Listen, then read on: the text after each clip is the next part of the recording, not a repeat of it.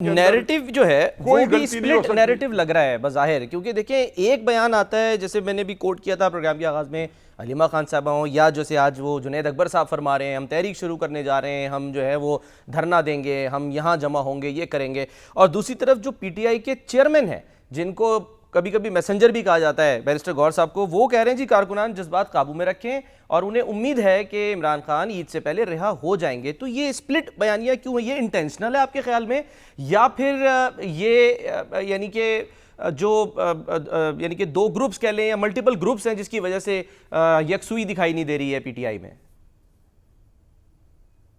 मेरा ख्याल है आपने अच्छा तरह मसला लिया। इससे हमारा दूसरा जो टॉपिक है वो भी एड्रेस हो जाएगा, जो आपने अपने इंट्रो में उसको इंट्रोड्यूस किया है, दूसरे टॉपिक को। देखें, इमरान खान साहब जो हैं, मुझे उनकी जो हिकमत अमली उससे सख्त जो है इख्तलाफ है।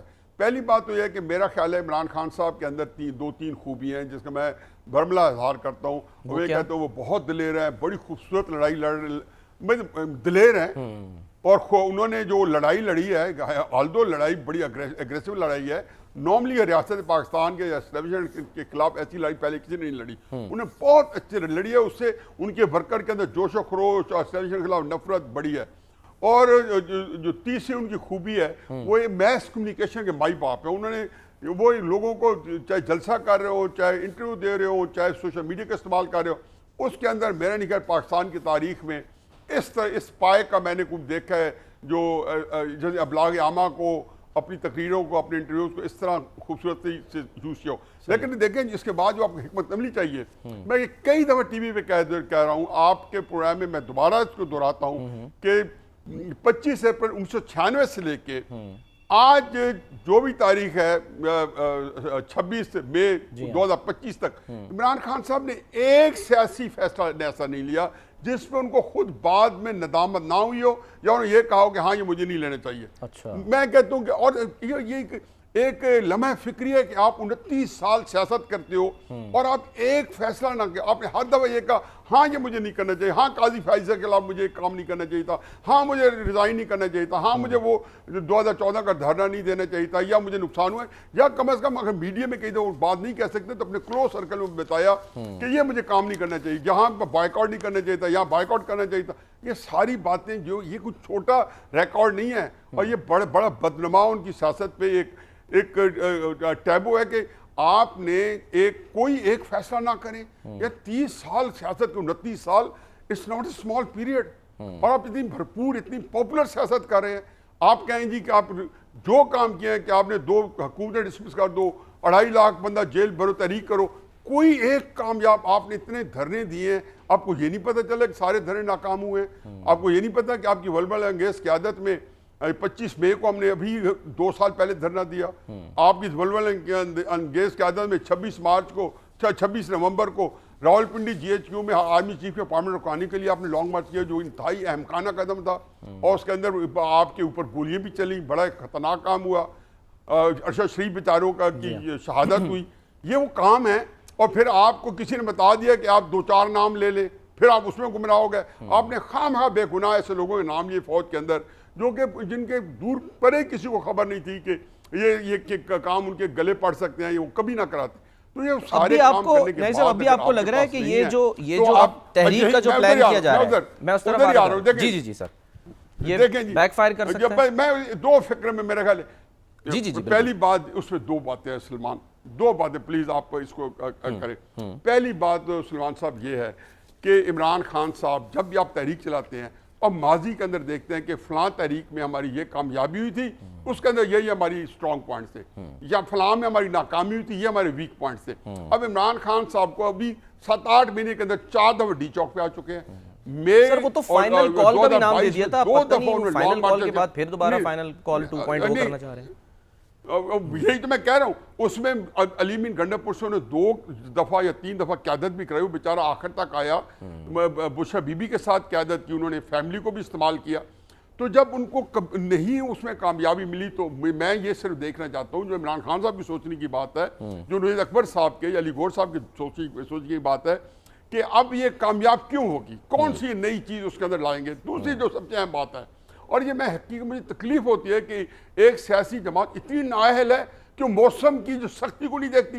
इसका मतलब फिर कोई उनको इस काम पे लगा रहा है कि आप मई का महीना देखें, अब 3 दिन बाद 3 अमकान है, या जक्खड़ होगा, आंधी होगी, कौन सा खैमा बचेगा।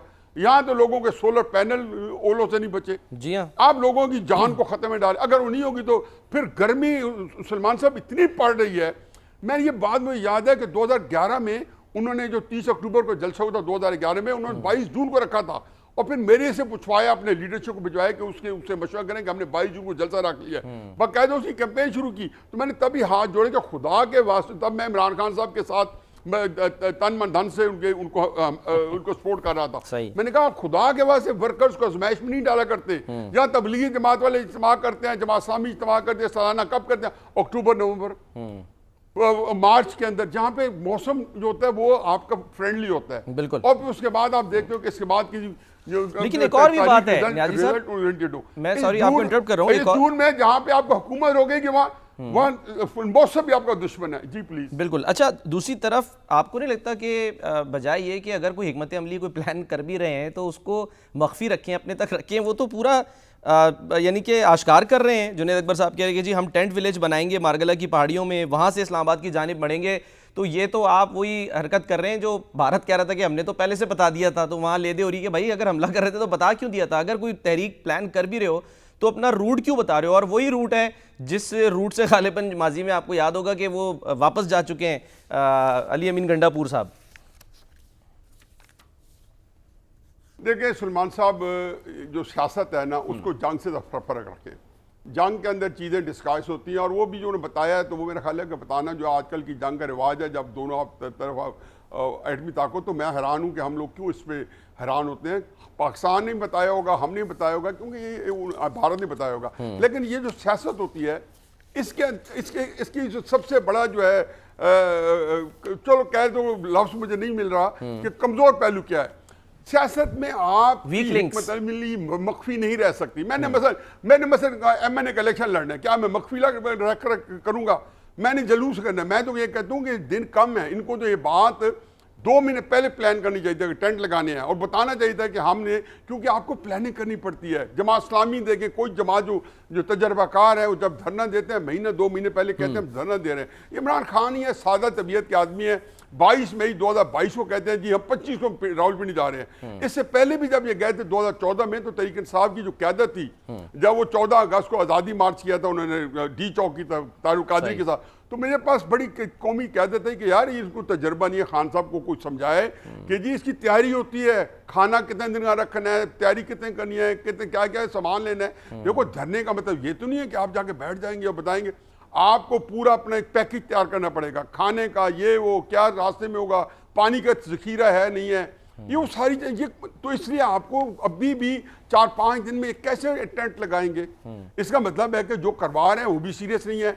इमरान खान साहब के प्रेशर पे करवा रहे हैं, फिर इमरान खान साहब से एक और इमरान खान साहब पे तोहमत लग जाएगी नाकाम धरने की। पहले उनको थोड़ा नाकाम धरने और नाकाम जो है मार्चों का तजर्बा है, एक और उसमें इजाफा हो जाएगा। क्या हमने इन्होंने तहरीक साहब ने गिनी बुक का वर्ल्ड रिकॉर्ड बनाना है? देखिए नहीं साहब, मैं बस ब्रेक पे जाना है नियाज़ी साहब, लेकिन जाने से पहले कि आप एक फिक्र लेते हैं, एक फिक्र सुन लें कि वो बड़े इंपॉर्टेंट है कि सियासत के अंदर जो हकीकत है, जो सबसे ज्यादा तकलीफदेह पहलू है, जो सियासी जमातों के लिए सुहाने रूह होता है या सियासतदानों के लिए, वो ये होता है कि वो जब किसी को धोखा दे रहे होते हैं या किसी को प्रेशर देने के लिए नारे लगा रहे होते हैं, तो 90% अपने आप को धोखा दे रहे होते हैं। वो इसे उसके दाम के खुद असीर हो जाते हैं, जो वो जाल दूसरों के बिछा रहे होते हैं, क्योंकि वो सारी चीजें उनकी अपनी कमजोरी बन जाती है, उनका अपना वाटरलू बन जाते हैं।